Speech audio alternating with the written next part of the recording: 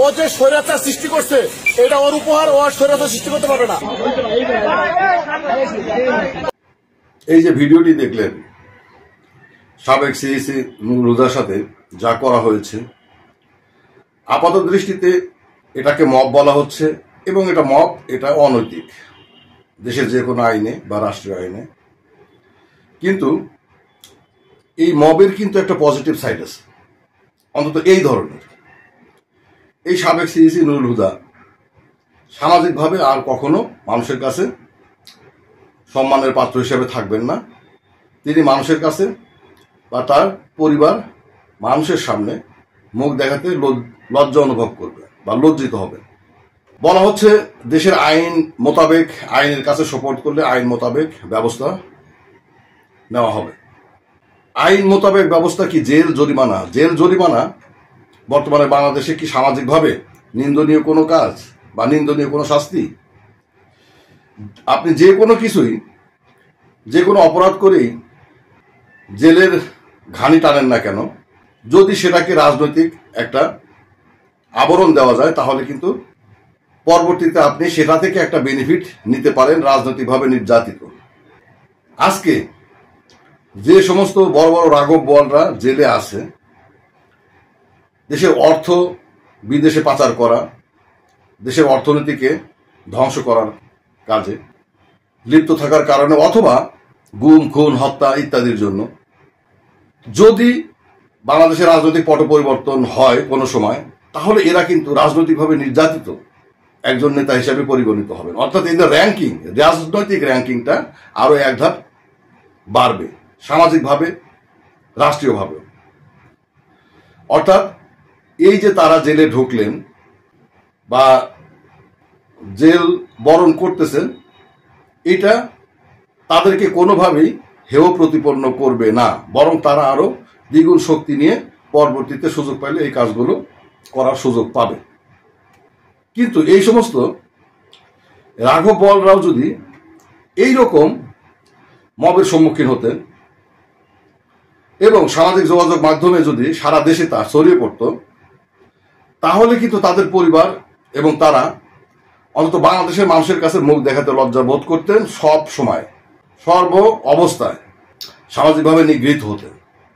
শাস্তি, যে কোনো অপরাধের শাস্তির মূল উদ্দেশ্য হচ্ছে যেন সে আর ওই অপরাধ না করে এবং উনাকে দেখে যেন অন্যরা উক্ত টাইপের অপরাধ করতে উদ্বুদ্ধ না হয় বা উক্ত টাইপের অপরাধ করা থেকে নিজেকে নিবৃত্ত রাখে, অন্তত ওই ভয়ে হলেও। বাংলাদেশে জেল, জরিমানার ভয়ে কেউ কখনো কোনো অপরাধ থেকে দূরে সরে আসে না, কারণ জেল, জরিমানা সামাজিকভাবে ওইভাবে নিন্দনীয় কোনো বিষয় নয়। কিন্তু এই মব জাস্টিসগুলো সামাজিকভাবে অত্যন্ত নিন্দনীয় এবং পরিবারের জন্য মাথা হেট করার মতো অবস্থা। কাজেই এই যে নুরুল হুদা যে মবের সম্মুখীন হলেন, এখন যারা সিইসি বা পরবর্তীতে যারা সিইসির দায়িত্ব পালন করবেন, এখানে একবার বা দুইবারের জন্য হলে তাকে ভাবতে হবে যে আমার ক্ষেত্রেও এরকম পরিস্থিতি আসতে পারে যদি আমি ওই রকম কোনো কিছু করি। এই লোকগুলোর অন্যায় পুরো জাতির উপরে প্রভাব ফেলে। এরকম অন্যায়কারী এখনো আমাদের জেলের বা কারান্তরালে অনেক লোকজনই আছে, যাদের অপরাধ, অন্যায় পুরো জাতিকে ফেস করতে হচ্ছে বা হয়।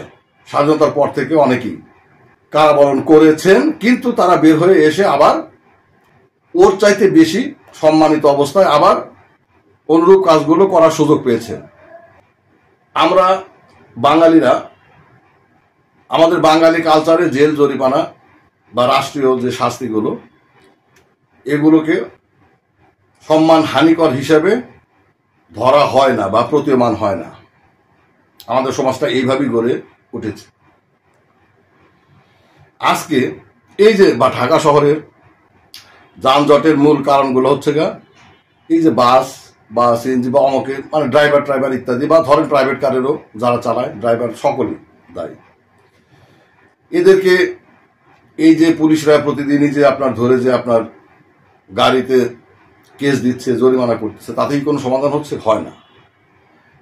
কিন্তু আপনি যে এই অন্যায়টা করতেছে, রাস্তার মাঝখানে বাস দাঁড় করিয়ে রেখে যাত্রী ওঠানামা করতেছে, যারা মোড়ে দাঁড় করিয়ে রাখতেছে, যারা অনৈতিকভাবে ওভারটেক করতেছে, যারা আপনি তাদেরকে ধরে কান ধরে দাঁড় করিয়ে একটা ছবি তুলে আপনি সামাজিক যোগাযোগ মাধ্যমে ছেড়ে দিয়ে দেখেন, ওই লোক তো আর জীবনে এরূপ কাজ করবেই না, বা ওই ড্রাইভার তো এই কাজ করবেই না, বরং ওর এই কর্মের কারণে সামাজিক যোগাযোগ মাধ্যমে ছড়িয়ে পড়ার কারণে অন্যান্যরাও আর এই কাজ করতে চাইবে না বা এখান থেকে চলে আসবে। দেখবেন সব সিস্টেম ডেভেলপ হয়ে গেছে।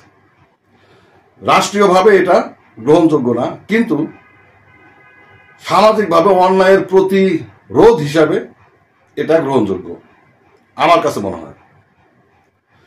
বড় বড় অন্যায়ের ক্ষেত্রে আপনি সেটা বলেন ঘুষ বলেন, দুর্নীতি বলেন, যে কোনো কিছুই বলেন না কেন, তার দ্বারা কি আজ পর্যন্ত কোনো পরিবার বা কোনো মানুষ সামাজিকভাবে হেয় প্রতিপন্ন হয়েছে? বরং অনৈতিক ইনকামের মাধ্যমে যার যত দামি গাড়ি, যত বড় বাড়ি, সে সামাজিকভাবে তত সম্মানের পাত্র হিসাবে পরিগণিত হয়। কিন্তু যদি উক্ত অপরাধের জন্য এইরূপ মপ করে যদি সামাজিক যোগাযোগ মাধ্যমে ছেড়ে দেওয়া হয়, তাহলে কিন্তু উনি তো সামাজিকভাবে নিগৃহীত হবেনি, ওনার দেখা দেখি অন্যরাও এই সমস্ত অন্যায় অপকর্ম থেকে নিজেকে নিবৃত্ত রাখবেন। কাজেই এই মবের খারাপ দিক থাকলেও ভালো দিকও আছে।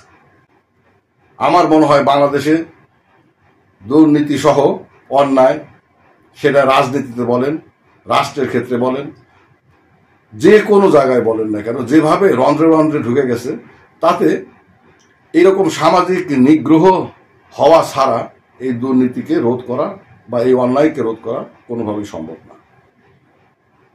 খোদা হাফেজ, ভালো থাকবেন।